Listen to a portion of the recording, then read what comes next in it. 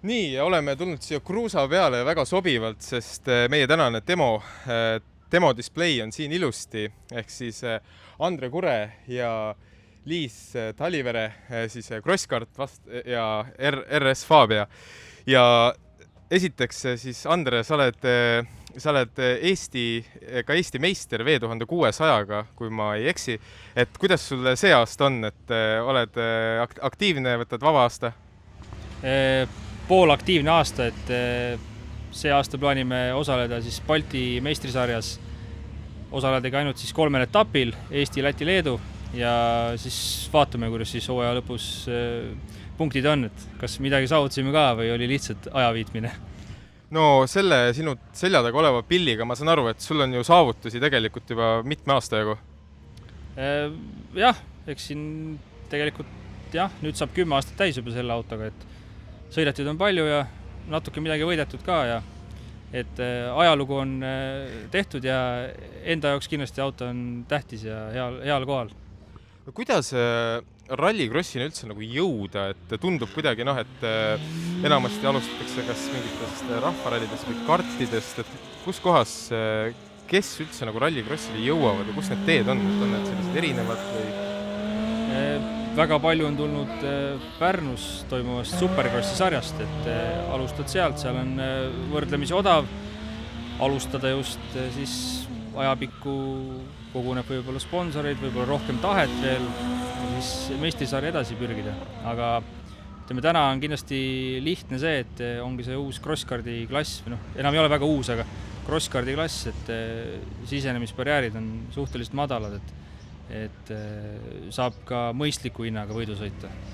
No mõistliku hinnaga võidu sõita, et kui siin me crosskardist räägime, et teeks ka paar sõna Liisiga, kelle crosskart see on, et Liis, et räägid, kuidas sa üldse selle alani jõudsid, et mis need sammud sinu jaoks olid? Mina alustasin siis kunagi üldse jääraja sõitmist ja siis kuna meil Eesti talved kippusid nii lühikeseks jääma, siis mul oli lihtsalt niimoodi, et nagu tahaks suvel ka sõita ja siis otsisime mingit varianti ja peaaegu olime valmis juba, et ostame siis auto, proovime siis rallycrossi autoga ja siis üks sõber andis proovida talvel seda, kusjuures ma peaks märkima, et ma ei arvanud nendest crosskartidest alguses mitte midagi. Mulle tundusid need mega nõmedad, ma mõtlesin, et nagu mis asja. Ja siis ma sain ühe korra talvel seda proovida ja ma olin kohe müüdud. Nagu see oli üliäge tunne ja see, kuidas sellel pagil on nagu jõudu ja kui fun see oli.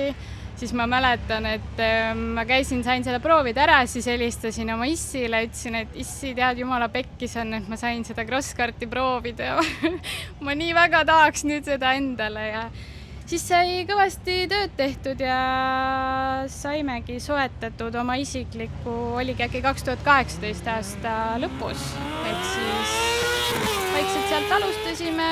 Esimene aasta oli selline turistikas, et pagi oli aasta lõpus sama ilus kui aasta alguses, et ei jõudnud nagu väga järgigi meestele aga siis kuskil mul võttis äkki 2 aastat umbes aega, et mingine kiirus leida, et nüüd on näha, et ikka natuke kivitäkkeid on ka ja natuke kontakti on olnud, et meestel olen saanud ikkagi konkurentsi pakkuda. Ja kuidas sellega on, et kuna tegu on ikkagi, sõnas on ikkagi kart, et võiks arvata, et midagi tegelikult üsna intuitiivset nagu sellega nagu sõitma õppida? No kuna ta on tagaveoline, siis ta on niisugune päris omamoodi ümberharjumine, siis ma olen eelnevalt ainult esiveoliste autodega sõitnud, et ta natukene tahab tal on mingid omad nõksud ja oma niisugune stiil, kuidas sellega sõita. Ja mis sõitmise plaanid see aasta on?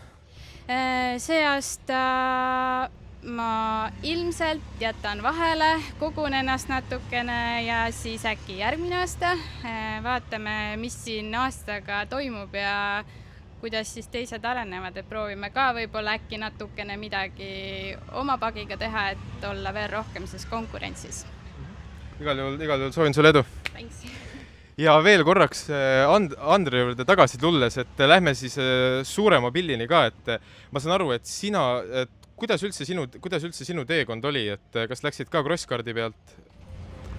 Meie alustasime Supercrossist tagaveolise laadaga ja siis üpris kiirelt sai selgeks, et oleks vaja ikkagi esiveolist autot ja kuna siis tol hetkel hakkasid täpselt muutused ka tulema, et tekkisidki Euroopa klassid ehk siis Super 1600, siis ehitasime esiveolise auto ja siis mõned aastad hiljem juba selle Škoda, et täna me siin oleme niimoodi. Ja kuidas sellega sõita on, et ma just siin samas Evali Simu on ka väljas siis Norra RX ja siis õppisin seda, et kuidas kässerit tuleb ilusti kasutada, et kas